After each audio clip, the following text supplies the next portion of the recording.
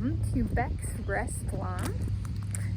I'm walking this morning, Thursday, 8 June 2023, here, and talking about us is one of the places that we would come to when I was learning to ride my bicycle. And we came here because the road is paved. It's a little bit different than it was back then. And a lot smoother. There would be roots of the trees kind of, coming up through the cement and little cracks and stuff. And me learning to ride a bicycle, so most people got that figured out by the time they were like 10 years old. I stopped using, without training wheels, I should say. So I learned to ride a bike here with training wheels, but also without training wheels. And this is one area right here. I was riding my bike and there was a squirrel on the ground and I was like, "Hello, squirrely." And the squirrel started running towards me. My parents, it was over there, actually. So I was riding down and there was a squirrel over that area. And I was like, "Hello, squirrely."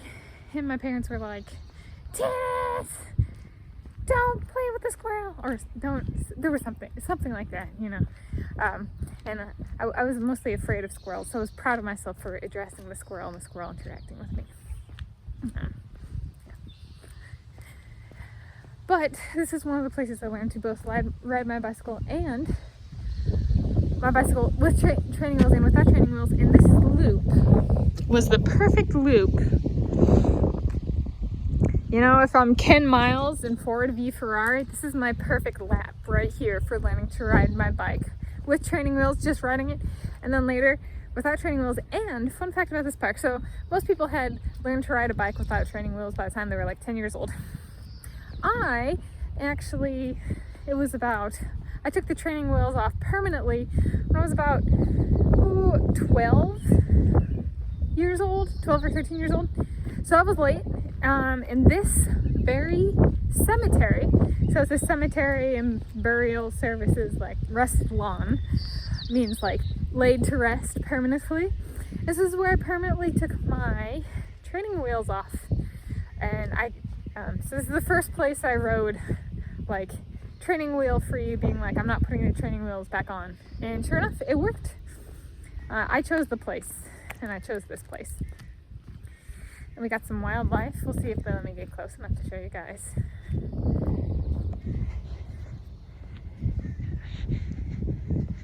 Hello, birdies! Are you our little starlings? Hi, honeys. No, I don't know about that. Maybe you're not a starling. So I know I'm sure not. Hi. European starlings are black and shiny. Iridescent. So that's this is, we'll do this mini loop. Oh yeah, and then there's this mini loop. So if I didn't want to go all the way around, so when I was learning to ride without training wheels, I wouldn't necessarily want to do the whole loop, so I'd take the smaller loop kind of thing.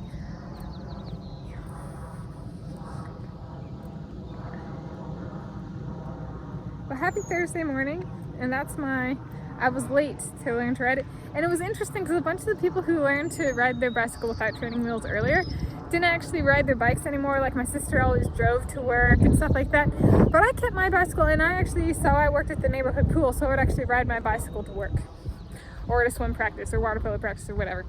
So while I was one of the last ones to learn to ride my bicycle without training wheels, I was also one of very few to actually put it into real transportation mode use. A lot of people did not, and I did, and even for just transportation to and from work.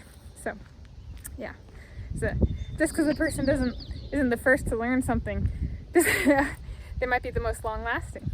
I'm not saying I am, but I'm just saying just because somebody learns something early doesn't mean they're gonna stick with it. And I learned that via learning to ride a bicycle without training wheels. Happy Thursday. Well, I guess learning to ride a bicycle with and without training wheels. So just learning to ride a